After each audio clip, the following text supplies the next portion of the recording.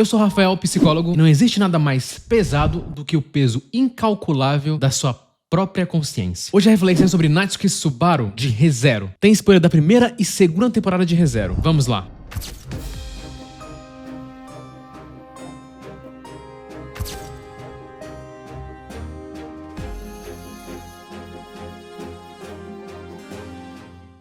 Re:Zero conta a história de Subaru, um garoto comum que é mandado para um universo de fantasia. Ele vai para esse universo sem necessariamente um grande poder, exceto um. Toda vez que ele morre, ele reinicia em um ponto anterior no tempo. É igual quando estamos jogando videogame e reiniciamos o save. Esse poder dele é bastante doloroso e solitário, já que ele não pode contar para ninguém sobre ele. Pegando só esse exemplo, você pode imaginar o tanto que isso pode causar de danos na mente de alguém. Que foi de fato o que ocorreu com Subaru. Um personagem que possui uma baixa autoestima, uma forte insegurança, uma grande ansiedade e, por tudo isso que eu citei, um forte sentimento de solidão. O Subaru é muito parecido com muita gente, alguns mais do que outros, mas de alguma forma conseguimos ver um pouquinho dele na gente. E a reflexão de hoje é importante pra muita gente, principalmente para as pessoas que são atormentadas pela própria mente. Falando de um anime com vestimentas específicas e especiais, venho aqui falar da Insider Store, a nossa parceira aqui do canal. Como vocês podem ver, eu estou com minha Tech T-shirt, dessa vez a cor preta, e ela é extremamente confortável e versátil. Serve em várias ocasiões. Faz eu economizar bastante tempo em ter que escolher uma camisa. Ela é usável em vários locais, igual aos personagens de anime, que não precisam trocar de roupa. Estamos agora na época do frio no Brasil, e também tem a Tech T-shirt de manga longa, além de moletons, roupas com capuz e outros vários produtos justamente para essa época do ano. Tecidos especiais, anti-odor, desamassa no corpo, além de uma variedade de cores sensacional. E tem produtos tanto para o público masculino e feminino.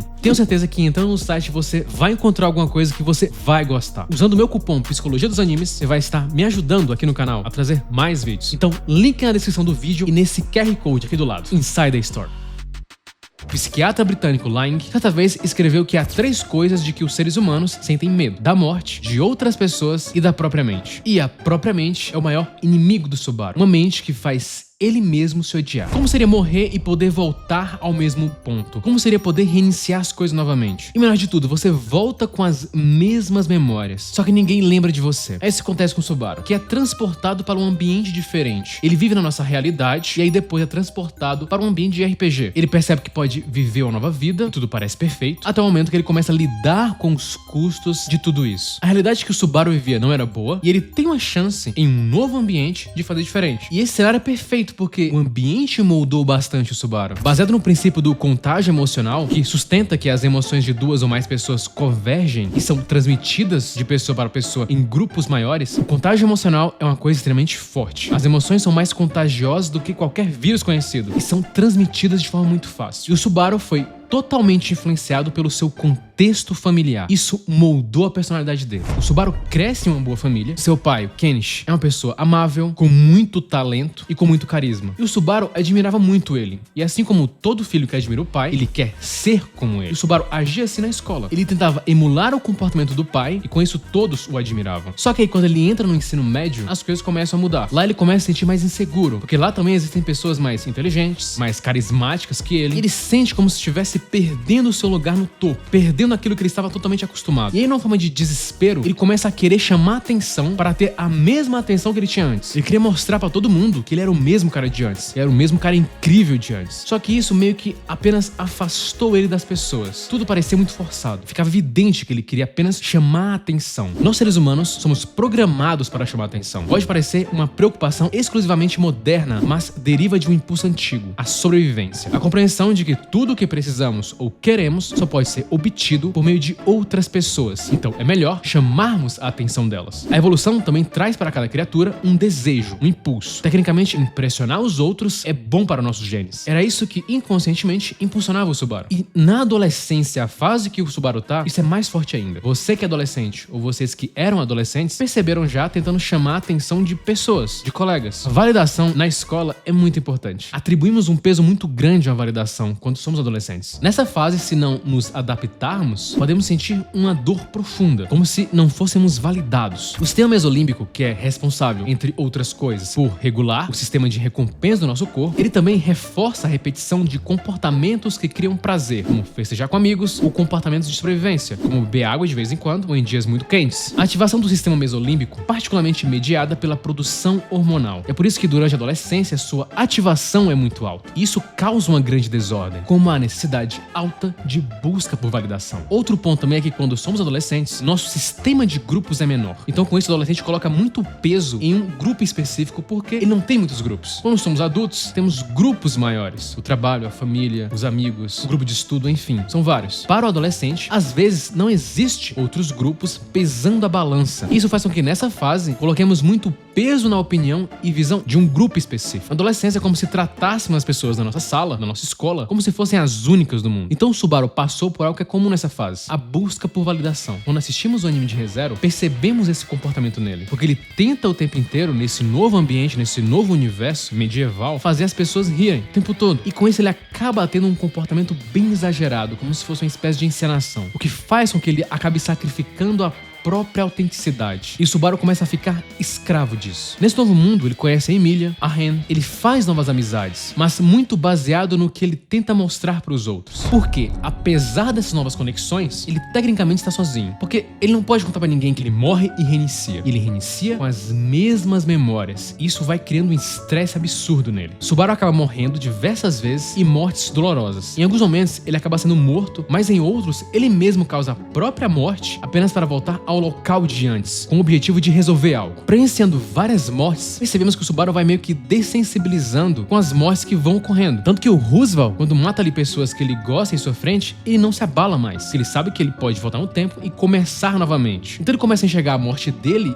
e a dos outros de uma maneira muito trivial. E o fato dele lembrar de tudo torna as coisas muito dolorosas, visto que nossas dores vêm justamente da relação que temos com nossas memórias. Como cita Ivan Esquerdo em seu livro Memória, somos aquilo de que nos lembramos. Quando o Subaru retorna, tudo aquilo continua afetando ele. E em situações estressantes, temos memórias mais estressantes. Esse fenômeno denomina-se dependência de estado endógena e tem uma enorme importância adaptativa. Permite que, perante uma situação presumivelmente perigosa, como em geral são todas situações com alto conteúdo de alerta ou ansiedade, a pessoa traga à tona seu acervo de memórias de circunstâncias do gênero, para assim poder ter à disposição um conjunto de respostas possíveis. Quando alguém passa por momentos de estresse de forma seguida, acaba também tendo uma sequência muito alta de priorização de pensamentos que geram alerta. E isso, com o tempo, acaba criando um estresse crônico profundo, como de fato aconteceu com o Subaru. E aí, somando tudo isso, ele tinha que lidar com todas as situações sem ter ninguém. E ainda preservando uma máscara de felicidade e de alegria que ele não estava tendo. Durante o anime, meio que algumas pessoas se irritam com o Subaru, porque ele tem um comportamento muito exagerado em vários momentos. Essa história que eu contei dele no início do vídeo só é revelada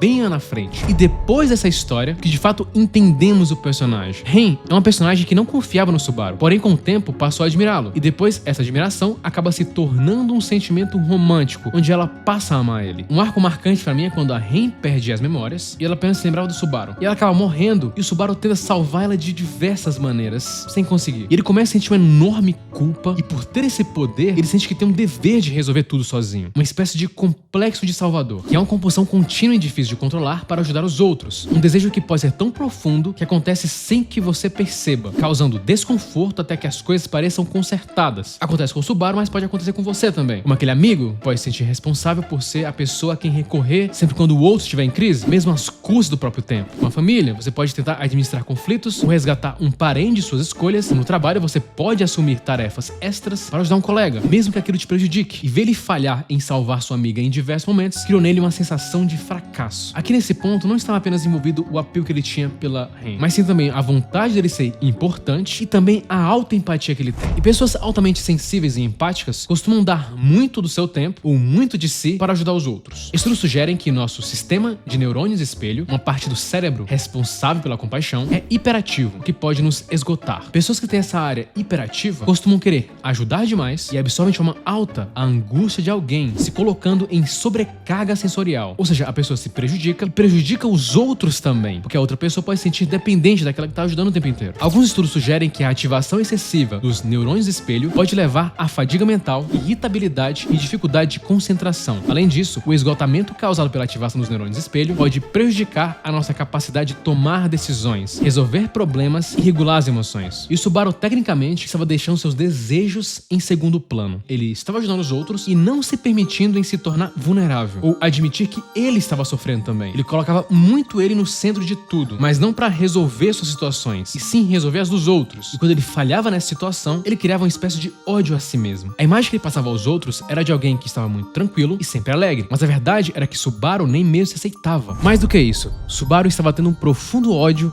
de si mesmo. O ódio a si mesmo nasce com a ideia de que eu quero mudar algo em mim, mas eu não consigo. E o Subaru colocou pra ele expectativas muito altas. Não só nesse novo universo, mas na vida antiga também. Ele apenas replicou isso na nova realidade. O termo cristalização do descontentamento foi cunhado pela primeira vez pelo psicólogo social Roy Baumeister. Ele propôs que uma cristalização do descontentamento ocorre quando um grande padrão de problemas e frustrações leva alguém a um nível mais amplo de significado e levanta a questão de se os aspectos positivos superam os negativos. Basicamente, quando você interpreta várias coisas como sendo ruins pra você, você começa a ver aquilo não como coisas isoladas, mas sim como parte de você. Como o Baumeister falou, cada queixa lembra você de queixas passadas e avisa sobre mais por vir. Isso fez com que o Subaru visse a si mesmo como sendo inadequado e falho. Tem um episódio que ele chama a Ren pra morar com ele, e esse episódio é a clara amostra do que ele estava sentindo. Primeiro que, novamente, ele tentava relevar a situação, mostrando uma calma e confiança que naquele momento não existia nele. Era pura aparência. Para o Subaru, mesmo depois de ter feito várias coisas, ele achava que ainda era um inútil, que não valia nada. Mas a versão que a Ren tinha dele era totalmente diferente. Ela via ele como alguém corajoso, que era gentil e que tinha várias qualidades. Quando ele ouve isso, Subaru começa a dizer que tudo era mentira. As ações do Subaru não acompanhavam a visão que ele tinha de si mesmo. Apesar dele ter se superado em vários momentos, ele não conseguia ver nada disso. Alguém dizer que o amava e o admirava era quase como se fosse um ataque à pessoa que ele odiava, ou seja, ele mesmo. Não só a Ren fala boas características do Subaru, a Emilia também. Ren cita que é fácil desistir, e isso não combinava com ele. Quando a Ren cita isso, Subaru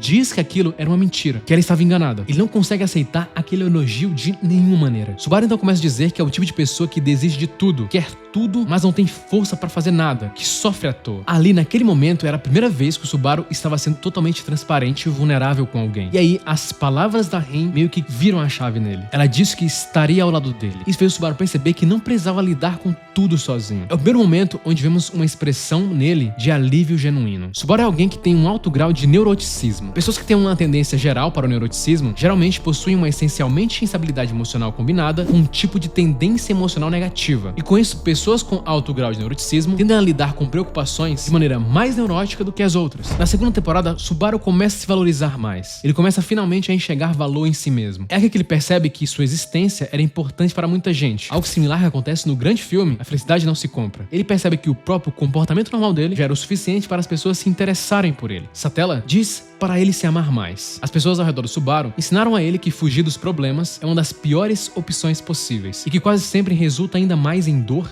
e impotência. Subaru só consegue lidar com isso melhor quando ele começa a ter mais autocompaixão. Só no momento que ele começa a ver que não precisa ser perfeito ou ideal. Pesquisas mostram constantemente que a autocompaixão está ligada a maior felicidade, criatividade e bem-estar. Estudos sugerem que quando nos tratamos com gentileza em vez de críticas, nos tornamos mais resilientes, menos estressados e mais satisfeitos com a vida. Christine Neff, uma das principais pesquisadoras no campo da autocompaixão, descobriu que pessoas que praticam a autocompaixão têm níveis mais altos de motivação e são menos propensas a experimentar emoções negativas, como vergonha e medo do fracasso. Subaru mal sabia que toda essa pressão que ele tinha em si mesmo apenas fazia mal a ele. Ele precisava se humanizar e perceber que ele cometeria erros também, que estava tudo bem. Quando a Echidna conta que sabia desse poder dele, Subaru sente um grande alívio. Alguém finalmente poderia entendê-lo. E ali, naquele momento, a pressão que ele sentia era dissipada. Então Subaru, depois de tudo isso, começa a aceitar sua humanidade. O garoto que fugia de tudo, agora passava a enfrentar mais seus medos e fraquezas. Ou seja, o primeiro passo para a mudança é justamente aceitar os seus próprios erros. Só a partir daí que você se permite mudar e seguir de fato o caminho que você quer seguir. A raiva sobre o fracasso pode piorar a situação. Lidar com a raiva já é bem difícil. Quando ela é direcionada a uma falha nossa, pode aumentar mais ainda a pressão interna. Principalmente em alguém que tem uma baixa autoestima e acredite que é totalmente inadequado. Acreditar que você não tem conserto e que tudo vai dar errado reforça ainda mais a crença de que você jamais vai poder mudar. E o nosso cérebro é uma cidade que é construída baseado em nossos hábitos. E os pensamentos são péssimos hábitos. E às vezes essa cidade está totalmente comprometida. Em algum momento você vai ter que construir novas rodovias, novos atalhos e aos poucos a cidade vai fluindo com maior facilidade. E essas mudanças vão ocorrendo e em um momento você vai perceber que essa cidade não é mais a mesma. E quando você perceber que a cidade não é mais a mesma, vai chegar um dia que você vai perceber que você também não é. Curta, se inscreva e compartilhe. É apenas o começo.